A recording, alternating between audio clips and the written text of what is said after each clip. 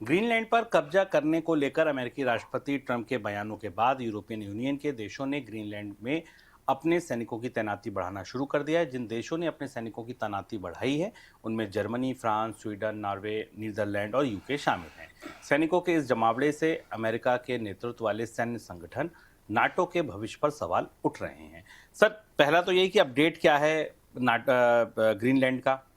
Greenland बुरी तरह उलझ गया है और डोनाल्ड ट्रंप ने अभी हाल में जब डेनमार्क के साथ बातचीत हुई थी विदेश मंत्री मार्को रूबियो की, उसके बाद ट्रंप ने और ज़्यादा सख्त रुख ले रखा है। और एक बयान ट्रंप ने दिया था अपनी यात्रा के दौरान अपने एयरफोर्स वन में कि ग्रीनलैंड के पास कोई सिक्योरिटी नहीं है, कोई सेना नहीं, कोई आर्मी नहीं। ये बात बिल्कुल सही है कि ग्रीनलैंड में चूंकि रहने वाले लोग ही बेहद कम हैं, तो इसलिए इस तरीके का कोई आर्मी या सेना नहीं है। और इसलिए अब ऐसा महसूस किया जा रहा है कि ट्रंप की तरफ से इस बात का इशारा था कि अमेरिका अपनी ताकत से सेना भेजकर भी ग्रीनलैंड पर नियंत्रण हासिल कर सकता है।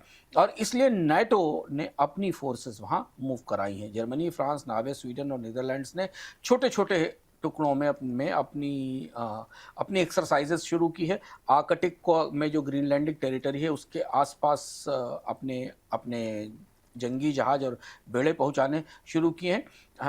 छोटे आकार में है, दिखने के लिए, ये अभ्यास के लिए किए जा रहे हैं, लेकिन तैयारी इस बात की है कि डोनाल्ड ट्रंप जैसे अप्रत्याशित रूप से जैसे फैसले लेते हैं, जैसा उन्होंने वेनेजुएला में किया, अगर ऐसा वो कुछ करते हैं तो उन्हें वहाँ नाटो के प्रतिरोध का सामना करना पड़ेगा। और ये नाटो के भविष्य के लिए और यूरोप और अमेरिका के रिश्तों के लिए का एक बड़ा प्रस्थान बिंदु होगा अगर ग्रीनलैंड में कोई एक्शन होता है तो। बिल्कुल, और ये नाटो के भविष्य पे, जैसे अंशुमान जी ने कहा, बड़ा ही एक तरीके से संकट ही मान लीजिए। अगर सारे देश अपनी तरफ बढ़ाते हैं सेनाएं तो ये एक बड़ा संकट है। फिलहाल बोनस पॉइंट में तो इतना ही, लेकिन दो बड़ी सूचनाएं और। पहला तो अर्थम आ गया होगा, अंशुमान जी से पूछ लेते हैं कि अर्थम का विषय क्या है। सर, पहले तो यही बता दीजिए। इस सप्ताह आप इस साल की सबसे बड़ा जो सवाल है मुझे समझने की कोशिश करेंगे।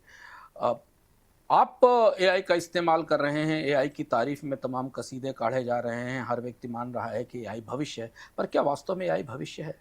एआई टिकेगा भी दुनिया के बाजार में? यही जो एआई का पूरा हाइप है ये एक बबल बनकर बस्ट हो जाएगा? वास्तविकता क्या दिख रहा है? एआई से कमाई हो भी रही है कि नहीं? कंपनियों ने जो इतना बड़ा इंफ्रास्ट्रक्चर और डेटा सेंटर खड़े किए, उन्हें फिनांस कौन कर रहा है? और क्या उसकी अब उल्टी गिनती शुरू हो गई है? क्या पानी नाक तक आ गया है?